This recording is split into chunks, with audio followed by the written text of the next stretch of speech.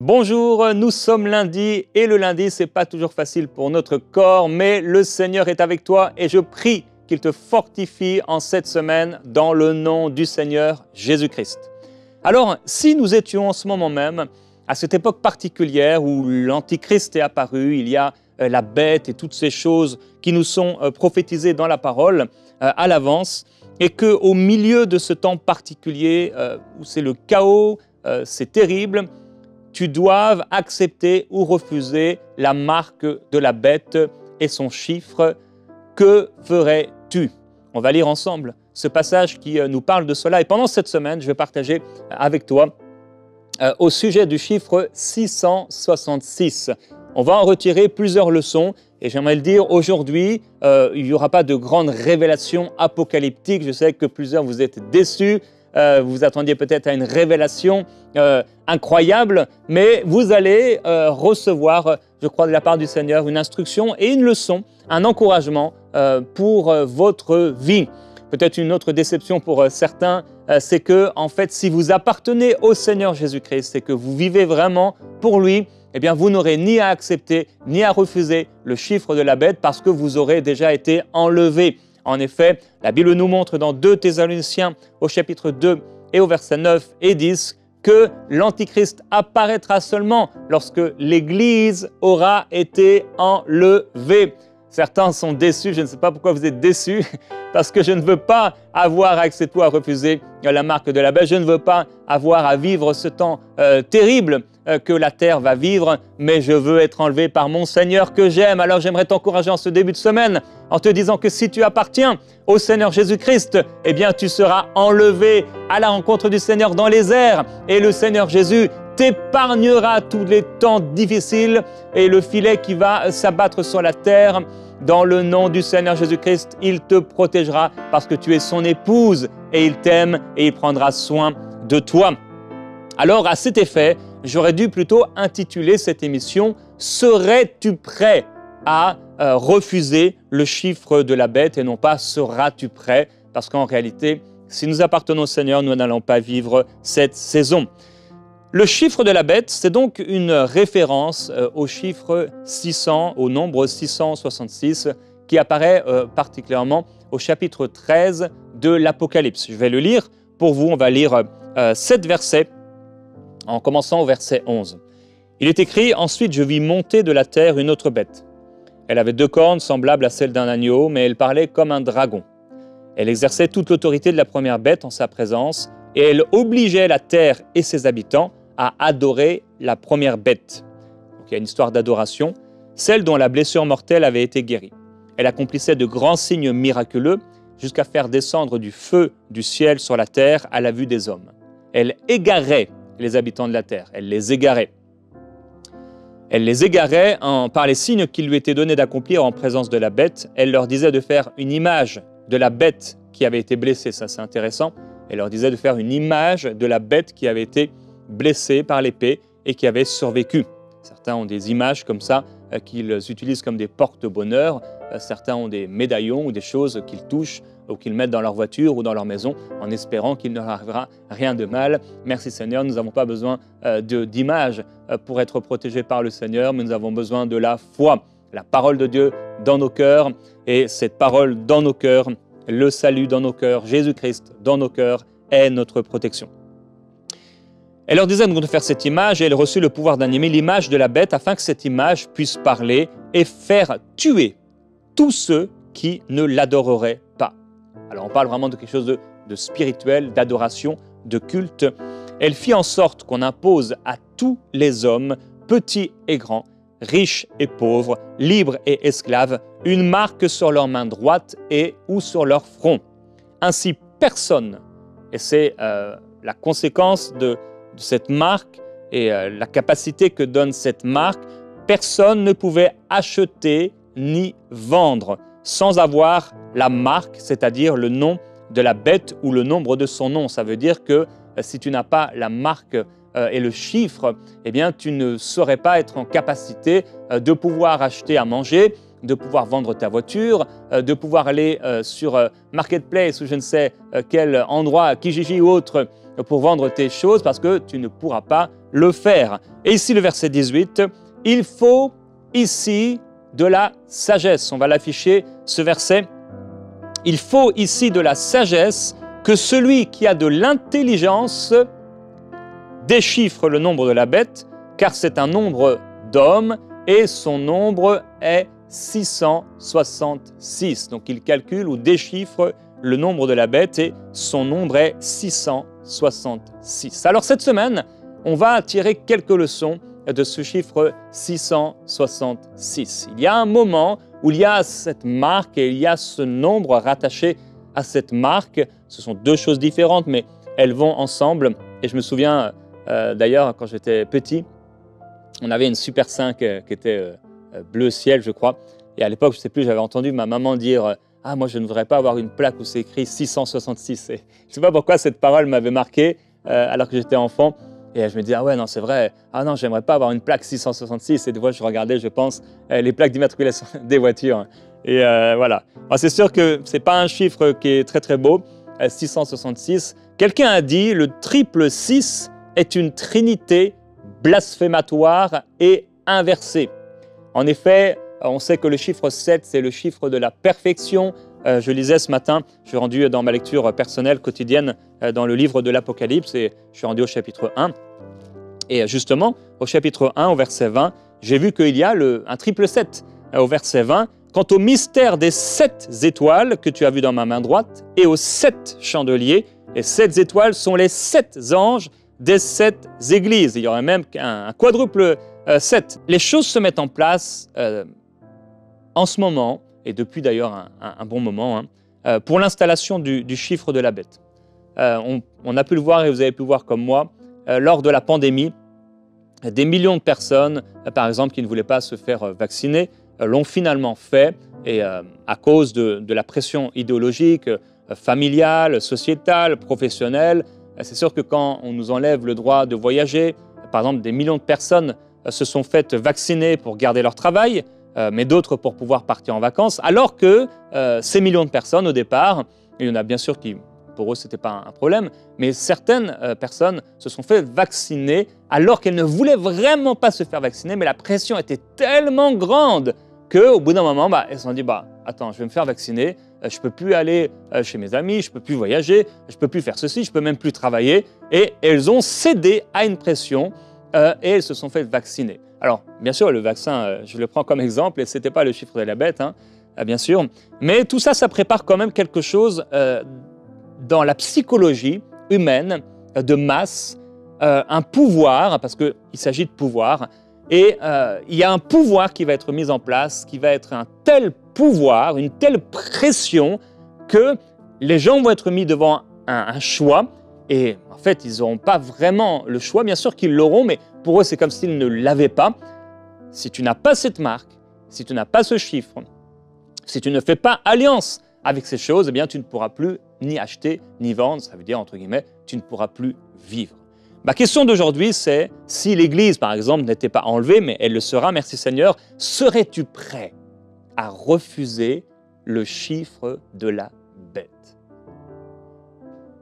Ça me rappelle Pierre. Vous savez, Pierre, il est là et il dit « Mais si tous t'abandonnent, Seigneur, moi je ne t'abandonnerai pas. » Il n'était pas encore né de nouveau, l'Esprit de Dieu n'était pas encore venu à l'intérieur de lui pour recréer son cœur et lui donner le Saint-Esprit en lui. Ça s'est passé seulement à la résurrection du Seigneur dans Jean 20, 22. Et ce Pierre qui, auparavant, n'a pas réussi à rester fidèle au Seigneur Jésus-Christ et qu'il a même renié, ce n'était pas du tout le même Pierre quand il est né de nouveau, que l'Esprit de Dieu est entré en lui et qu'il s'est tenu debout devant la foule, prêt à mourir pour le Seigneur, tellement il était rempli de l'Esprit. Il nous faut être remplis de l'Esprit pour avoir la capacité de tenir ferme face aux pressions du monde, que ce soit des pressions idéologiques, que ce soit quel que soit le type de pression, pression religieuse même, pression de toutes sortes, familiales et autres. Il nous faut être remplis de l'Esprit. Et Jésus va dire à ce Pierre, eh bien, Pierre, un jour, eh bien, on va t'attacher et tu vas aller dans un lieu où tu ne voudrais pas aller en parlant, et il parlait de sa mort. la mort, qu'il allait mourir pour le Seigneur. Et on le sait, tous ou presque parmi les apôtres sont morts à cause du Seigneur Jésus-Christ. L'Apocalypse nous dit, c'est ici la persévérance et la foi des saints. Alors, où en est ta foi dans le Seigneur? Où en est ta persévérance dans le Seigneur? Est-ce que tu es capable de tenir ferme malgré les pressions de la vie? Est-ce que tu tiens ferme dans le Seigneur Jésus-Christ malgré les situations difficiles que tu peux traverser? Et c'est ça la leçon d'aujourd'hui. Et une des leçons du chiffre 666, c'est que devant un choix, le choix que le monde te propose, le choix que le diable te propose, le choix que les gens te proposent, quand toute la société dit que quelque chose est bien, mais que le Seigneur te dit que cette chose, c'est mal, qu'est-ce que tu fais? Est-ce que tu réussis à gérer cette pression, la pression des hommes? L'apôtre disait, est-ce que je cherche la faveur des hommes? Si je cherchais la faveur des hommes, je ne serais plus serviteur de Dieu. Mon frère, ma sœur, c'est tellement difficile, vous savez, de pouvoir tenir ferme devant la pression quand tout le monde pense autrement. Et c'est pourtant le chemin des enfants de Dieu. On est dans un monde qui, de plus en plus, a rejeté Dieu sous toutes ses formes. De plus en plus, des lois sont mises en place, des personnes sont mises en place également qui, dans leur vie, dans leur nature, dans leur choix de vie, sont le contraire, l'opposé même de ce que Dieu dit être bien. Actuellement, on a pu le voir en France, par exemple, par l'installation, dernièrement, par l'installation d'un homme dont la vie et la nature elle-même est l'antipode, le contraire total de ce que Dieu dit à propos, par exemple, du mariage. Eh bien, les choses sont mises en place et on a pu le voir avec le Covid, comment dans l'Église, une telle pression, des gens qui sont là et certains font le choix de, par exemple, ne pas se faire vacciner et c'était une telle pression pour ces personnes parce que tout le monde disait et tout le monde parlait et on montre et les médias extrapolent et montrent ce qu'ils veulent et font. Vous savez, les médias, eh bien, c'est un instrument entre les mains du diable, qui est le Dieu de ce siècle, qui est là le prince de la puissance de l'air et qui agit dans les fils de la rébellion. Donc les médias peuvent dire ce qu'ils veulent, mes frères et sœurs. On peut parler de la Russie et des gens débattent au Canada, en France ou en Côte d'Ivoire ou au Congo de ce qui se passe en Russie, mais ils n'ont jamais mis le pied en Russie. En réalité, ils ne savent même pas si la Russie ressemble à ça. Ça pourrait être un film. On pourrait leur faire croire n'importe quoi. Les médias font ce qu'ils veulent. Et bon, je m'égare peut-être un peu dans le sujet, mais malgré la liberté constitutionnelle du culte, on nous a empêchés pour des raisons sanitaires de nous réunir. Mais merci Seigneur, Jésus s'approchait des lépreux, même si la loi l'interdisait. Et si les gouvernements ordonnaient aux églises, par exemple, d'accepter l'inacceptable pour continuer leur culte et qu'ils doivent signer un pacte, qu'est-ce que ça ferait? Ça ferait que les églises qui signeraient ça, ce serait un acte délibéré, ce serait un pacte. Eh bien, ces personnes qui vont accepter d'être marquées par le chiffre de la bête et par le nombre et par la marque sur leur front, sur leurs mains, eh bien, ces personnes, consciemment, délibérément, vont accepter non seulement une pression qui va être, je crois, aussi une pression politique, mais également une pression religieuse. Parce qu'il est question dans ce texte, et c'est très clair et c'est évident, non seulement d'une puissance politique, avec un pouvoir politique, mais également une puissance religieuse. Il est question d'adoration, il est question de se prosterner. Et cela fait référence, bien sûr, pour nous, et nous ramène à un passage du livre de Daniel, au chapitre 3, où Nebuchadnezzar va mettre une énorme statue d'or, et tous ceux, il est écrit, « Voici ce qu'on vous ordonne, peuple, nation, hommes de toute langue ». Quand ils entendaient le son de la trompette, eh bien, ils devaient se prosterner et adorer la statue d'or. Et on leur a dit, si quelqu'un ne se prosterne pas et ne l'adore pas, il sera jeté à l'instant, même au milieu d'une fournaise ardente. Telle pression, c'est une pression énorme. Si aujourd'hui cela arrivait, qu'est-ce que tu ferais? Eh bien, je me souviens, je faisais du judo et j'en ai fait plusieurs années quand j'étais adolescent. Et au début de chaque cours, en fait, les élèves se mettent tous les uns à côté des autres, à genoux, et il y a en face une photo du créateur, de celui qui a inventé l'art du judo. Et en fait, on devait se prosterner quelque part, comme ça. Je pense que dans beaucoup de clubs, ça se fait encore aujourd'hui. Et quand ma foi a commencé à grandir, j'ai dit, mais non, mais moi je ne veux pas le faire. Alors je restais comme ça et je refusais de me prosterner. Et tout comme à l'école, lorsque on voulait me faire citer, j'étais dans une école primaire et c'était une école catholique, et on voulait me faire réciter « Je vous salue Marie », mais moi je ne voulais pas saluer Marie, et Marie elle est morte, laissons là où elle est. Saluer Jésus, oui, merci Seigneur, mais saluer Marie, non. Et il y avait une pression qui était là, et j'étais enfant, et j'ai fait le choix, non, je ne ferai pas cela. Et je me souviens que l'institutrice, qui était une bonne sœur, bien gentille, j'allais dire bien gentille, mais elle n'était pas vraiment gentille, eh bien, il y avait une pression qui était là. Et il y a une pression qui est là, bien sûr. Si nous marchons avec le Seigneur, nous serons enlevés avant cela. Mais aujourd'hui, déjà, il y a une pression par rapport à ta foi.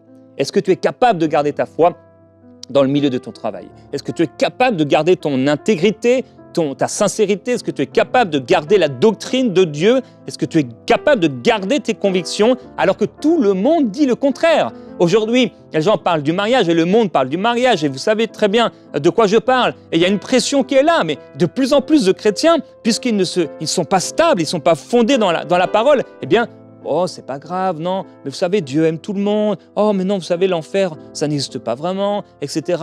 Oh, mais certains passages de la Bible, non, c'est pas vraiment ça que ça voulait dire. Mais oui, c'est ça que ça veut dire.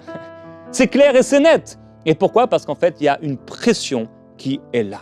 Donc, on nous a empêchés de travailler, je reviens un peu sur cette période parce que c'est récent quand même et ça nous parle. On nous a empêchés de travailler, on nous a empêchés de circuler pendant le Covid. On nous a empêchés de voir nos familles. Pendant plusieurs mois, on ne pouvait pas aller ici au Québec voir dans une maison. On ne pouvait pas aller voir nos amis. On nous a empêchés d'aller dans des hôpitaux ou aller voir nos parents ou grands-parents dans les EHPAD. Et on a laissé des gens mourir comme ça sans pouvoir voir leur famille. On nous a empêchés de prendre l'avion. La seule chose qu'on ne pourra pas faire à ce moment-là, il est écrit « Personne ne pouvait acheter ni vendre sans avoir la marque ». Alors imaginez, tu vas mettre ta famille en péril, tes enfants en péril. Est-ce que tu serais prêt à voir tes ados être tués à cause de ta foi? Jusqu'où va ta crainte de Dieu? Et à ce moment-là, bien sûr, il y aura des personnes qui seront nées de nouveau, parce qu'après l'enlèvement de l'Église, je crois personnellement qu'il va y avoir un puissant réveil, mais ce n'est pas un réveil comme on a pu le vivre auparavant, c'est le réveil de tous ceux qui auront entendu parler du Seigneur Jésus-Christ et qui, à ce moment-là, tous ceux qui seront dans l'Église, tous les pasteurs, les chrétiens ou les prêtres ou je ne sais qui, et qui auront entendu parler, qui auront même prêché, mais qui ne seront pas enlevés. Parce que leur cœur n'était pas vraiment au Seigneur. Et en un instant, il y a des millions d'entre eux qui vont se repentir et qui vont pleurer et gémir « Seigneur, c'était vrai! Seigneur, pardonne-moi » Et en un instant, ils vont naître de nouveau. Mais ce sera au prix de leur vie, mes frères et mes sœurs. Et ils vont devoir refuser cette marque. Alors, aujourd'hui, je ne veux pas aller plus loin dans ce que j'aurais à dire. Et bon, il y aurait plusieurs choses à dire. Mais c'est une leçon pour nous. Par rapport aux pressions du monde, par rapport aux pressions de plus en plus fortes de la société. Je discutais avec quelqu'un hier, j'entendais quelqu'un dire que, je crois à la RATP ou à la SNCF, on a demandé aux gens de ne pas citer le mot Noël. Donc ils ne devaient pas citer le mot Noël, ils devaient dire simplement c'est le temps des fêtes. Donc tout ce qui a trait, on a il y a quelques années enlevé les croix des mairies, j'allais dire des églises, mais peut-être cela viendra, des mairies, des écoles, des institutions, etc. On enlève tout ce qu'il y a de Dieu. On a enlevé le Jésus des crèches dans les écoles. Et de plus en plus, les chants qui sont écoutés ici et là à Noël, ça n'a plus rien à voir avec la naissance du Seigneur Jésus-Christ. Donc, bref, et malheureusement, certains chrétiens se mettent là-dedans et disent non, voilà, Noël, non, c'est pas Jésus, etc. Malheureusement, ils font l'œuvre du diable. C'est pas l'œuvre de Dieu qui encourage en toute journée, en tout moment favorable ou non, à pouvoir proclamer la parole de Dieu. Face à la pression, frères et sœurs, qu'est-ce que tu vas faire? Aujourd'hui, mon frère, ma sœur, est-ce que ta foi est profonde en Dieu?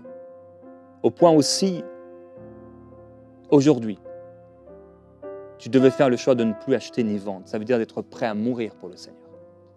Est-ce que tu serais prêt aujourd'hui? Alors merci au Seigneur parce que si tu lui appartiens, tu as reçu le Saint-Esprit. Et le Saint-Esprit te permet, te donne la capacité de pouvoir tenir ferme. Parce que celui qui vit en toi est plus fort que celui qui vit dans le monde. Mais pour ceux à ce moment-là, qui tiendront ferme, la persévérance des saints, il sera donné à la bête de vaincre à ce moment-là et de gagner sur les enfants de Dieu.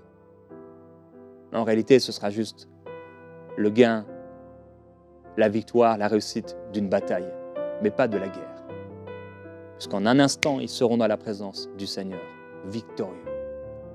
Nous voulons prier aujourd'hui. Nous voulons prier pour que, et je t'encourage à prier là où tu es, et à demander au Seigneur, s'il te plaît Seigneur, fortifie mes racines, fortifie mes fondements. Commence à prier cela, avec tes mots. Seigneur, fortifie mes racines et fortifie mes fondements. Pierre pensait avoir des fondements qui étaient suffisants pour tenir ferme face aux pressions. Mais devant une simple femme, il a renié le Maître. Seigneur, je ne veux pas te renier par ma vie. Je ne veux pas te renier par mes choix. Je ne veux pas te renier par ce que je fais, par mes actions. Mais je veux te suivre jusqu'au bout. Je veux persévérer et aller au bout de la course. Je déclare que j'irai au bout de la course. Déclare avec moi, mon frère, ma sœur. Par la grâce de Dieu, j'irai au bout de la course. Par la grâce de mon Seigneur et par la puissance du Saint-Esprit, je tiendrai ferme. Je fais partie du peuple qui tient ferme. Je tiendrai ferme par la grâce de Dieu face à la pression. Je tiendrai ferme face à mes convictions et face aux pressions du monde, aux pressions du royaume satanique, du prince de la puissance de l'air. Je tiendrai ferme. Je tiendrai ferme par la grâce de Dieu. Et Père, je prie. Prie pour toi-même, mon frère, ma sœur, pour avoir la force, comme dit la parole, de tenir ferme dans ces temps difficiles. Seigneur, je te demande, s'il te plaît, donne-moi la force encore par ton esprit de tenir ferme sur le chemin resserré, étroit qui mène à la vie. Aide-moi, Seigneur, à tenir ferme face à cette pression satanique. Le 6 n'est pas le 7. Et le 7 n'est pas le 6. Seigneur, je ne veux pas être dans le peut-être, mais tu dis que votre oui soit oui et votre non soit non. Seigneur, fortifie ton peuple, s'il te plaît. Je prie pour toi qui m'écoutes. Père, je te demande, s'il te plaît, de fortifier mon frère, ma sœur. Il y a des pressions dans sa vie. Qu'il en soit ou qu'elle en soit consciente ou pas, il y a des pressions qui sont là. Il y a des pressions qui sont là pour qu'elle arrête de croire. Il y a des pressions qui sont là pour qu'il arrête d'aller à l'église, pour qu'il arrête de témoigner de sa foi. Il y a des pressions qui sont là pour qu'il arrête de pouvoir annoncer l'évangile. Il y a toutes sortes de pressions qui sont là pour qu'il arrête de proclamer la vérité, de déclarer ce qui est bien, de déclarer ce qui est bon. Ta parole nous montre que nous sommes dans ce temps où on appelle le bien mal et le mal bien. Et Seigneur, nous voulons prêcher ta parole et la vérité jusqu'au bout, même face aux pressions.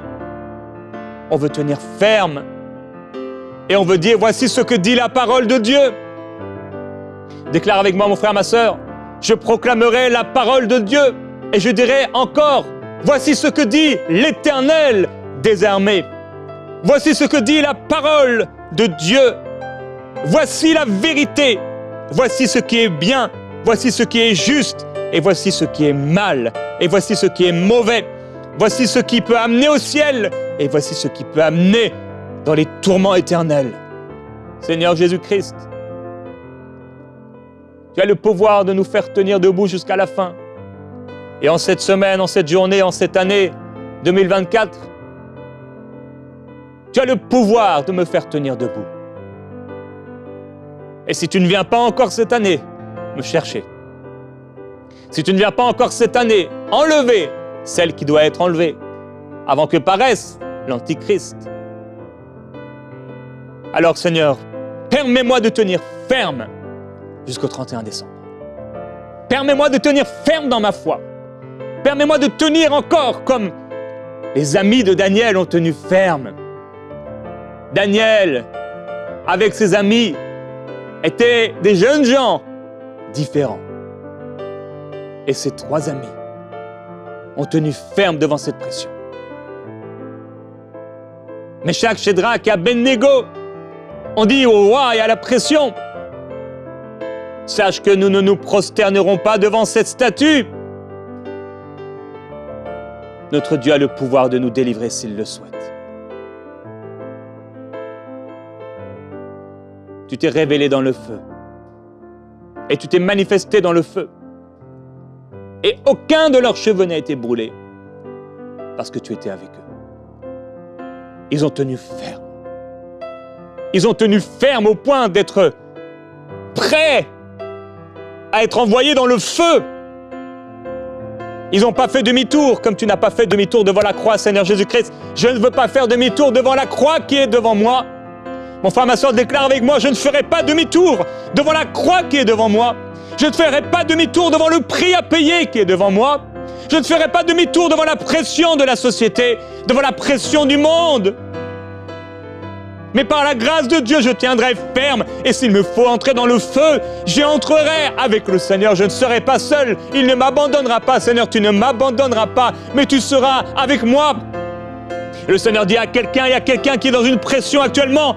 Tu es dans une pression au niveau de ta famille.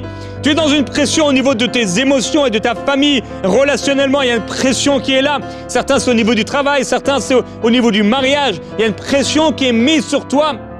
Mais le Seigneur te donne puissance et force, grâce et sagesse de tenir ferme face à la pression. Alléluia! Sois puissamment encouragé par le Saint-Esprit. Sois fortifié par l'Esprit de Dieu.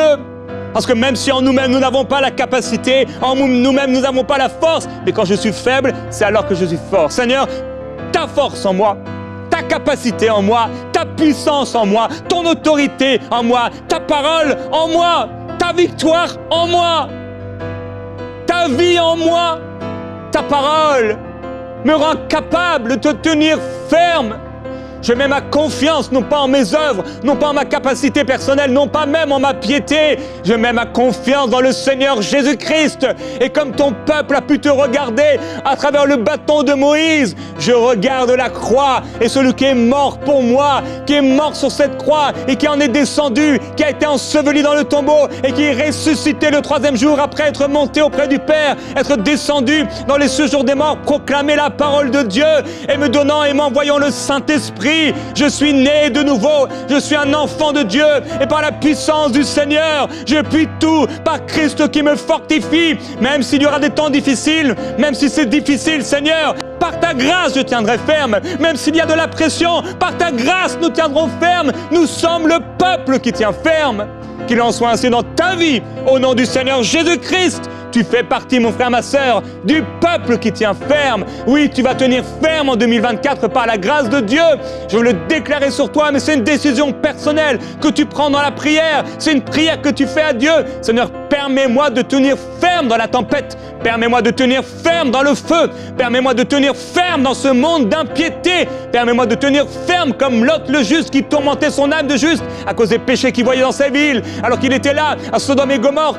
Partout, comme à l'époque de Noé. Il n'y avait aucun juste, mais Noé était juste et il trouva faveur et grâce devant Dieu.